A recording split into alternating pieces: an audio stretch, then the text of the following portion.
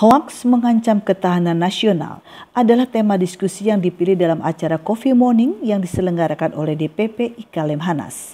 Tema ini dipilih karena semakin meluasnya berita-berita bohong atau hoaks, terutama di era pandemik saat ini dan sudah dalam taraf mengkhawatirkan. Diskusi kali ini menghadirkan narasumber Dr. Insinyur Doni Yusgiantoro, Kepala Pusat Studi Ketahanan Energi Universitas Pertahanan, dan Dr. Rosarita Niken Widyastuti, staf khusus Menkominfo. Kekhawatiran ini dapat dilihat dari data media sosial di Indonesia yang menyatakan 30% pengguna internet merasa yakin bahwa sebagian besar informasi di internet dapat dipercaya. Sebagian pengguna internet itu percaya. Ini data berbicara bahwa sebagian pengguna internet itu 30% percaya bahwa informasi yang ada di internet itu benar.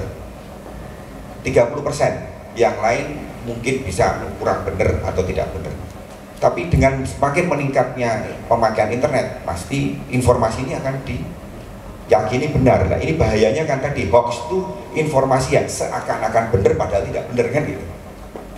Menurut survei Microsoft DCI, Indonesia masuk dalam 3 besar yang cukup memprihatinkan dalam soal hoax. Hoax kasus di Indonesia, hoax ini dan penipuan menjadi faktor tertinggi yang mempengaruhi tingkat kesopanan orang Indonesia. Orang Indonesia ini dikenal ramah tamah, tapi kalau sudah di online, wah itu luar biasa. Itu data DCI mengatakan bahwa Indonesia ini masuk di 3 besar yang cukup memprihatinkan gitu. Ya. Dari sini hoax itu mempengaruhi tingkat kesopanan orang Indonesia, ya, persentasenya 47%. Kemudian menurunkan tingkat kesopanan orang Indonesia dengan ujaran kebencian 27%. Kemudian ada yang diskriminasi 13%. Dari data Kominfo, bulan Agustus 2018 sampai dengan 30 April 2020, temuan isu hoaks mencapai 5.458 berita dan terbanyak adalah di bidang kesehatan dan politik. Sedangkan penyebarannya terbesar adalah di media sosial mencapai 92%. Yang paling banyak, apalagi sudah masuk ke tahun 2020, paling banyak memang data hoaks tentang kesehatan. Nah, kemudian politik.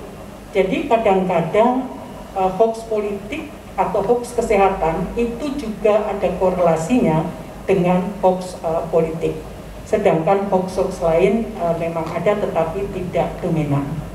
Nah, saluran penyebaran hoax ini paling banyak memang ini berdasarkan survei dari Mastel, paling banyak dari media sosial, jumlahnya lebih dari 92%. Sedangkan temuan isu hoaks saat pandemi COVID-19 sebanyak 1.754 hoaks. Pemerintah sangat serius di dalam penanganan COVID dan pemulihan ekonomi nasional. Berbagai kebijakan, program sudah dilakukan oleh pemerintah dalam rangka memutus mata rantai COVID-19. Namun demikian, dari informasi-informasi yang disosialisasikan oleh pemerintah ternyata berpacu juga dengan jumlah hoax yang ada. Ini data bulanan sampai dengan 16 Juli yang lalu. Bagaimana dengan pola komunikasi di dunia maya saat ini? Ternyata saat ini dikenal dengan istilah 10 to 90. Artinya hanya 10% orang yang sangat aktif sebagai content creator dan 90% lainnya hanya membaca judulnya dan langsung men-share. Kondisi hoaks saat ini memang cukup memprihatinkan karena fakta tidak berpengaruh dibandingkan emosi dan keyakinan personal serta bahaya echo chamber atau ruang gempa. Dari diskusi yang membahas hoaks mengancam ketahanan nasional, terungkap adanya bentuk-bentuk karakteristik ancaman saat ini. Bahwa militer itu sekarang tidak dominan. Yang dominan apa? Non-militer. Non-militer kemudian sangat kompleks, multidimensi, ketidakpastiannya tinggi. Kita biasa kalau di Unhan itu, di S3 itu ada VUCA, vulnerability, uncertainty, complexity, dan ambiguity. Jadi demikian kompleks. Dan kita di Kementerian Pertahanan ini, di Universitas Pertahanan, kalau di Lemhanas ini kan sudah tadi kami sebutkan ada aparatur pemerintah, ada aparatur negara, TNI Polri, ada aparatur non pemerintah. Ini kita sedang Kementerian Pertahanan ini sedang ancaman dari militer ini harus dipimpin oleh sipil. Jadi KL yang berperan, kementerian dan lembaga. Salah satu cara untuk menghadapi hoaks adalah dengan mitigasi hoaks. Mitigasi hoaks ada berbagai macam, ya, banyak cara, tapi ini hanya salah satu yang kami sampaikan. Penyebaran hoaks salah satunya adalah dengan mendapatkan dan memahami informasi mengenai sesuatu hal, isu yang tersebar di media sosial secara menyeluruh dan mendalam. Untuk mendapatkan hal tersebut, maka digital media monitoring adalah sebuah sistem dan mekanisme yang paling tepat untuk mendapatkan data kuantitatif dan kualitatif. Saat ini umumnya lembaga negara, korporasi, dan juga sebagian individu tertentu sudah menggunakan digital media monitoring.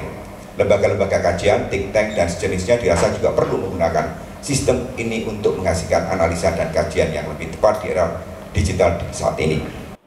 Apabila tidak dilakukan mitigasi dan solusi secara bersama, maka hoaks akan menimbulkan dampak yang luar biasa, merusak mental bangsa, menciptakan konflik kekerasan hingga kekacauan dan peperangan, bahkan bisa menghancurkan suatu negara.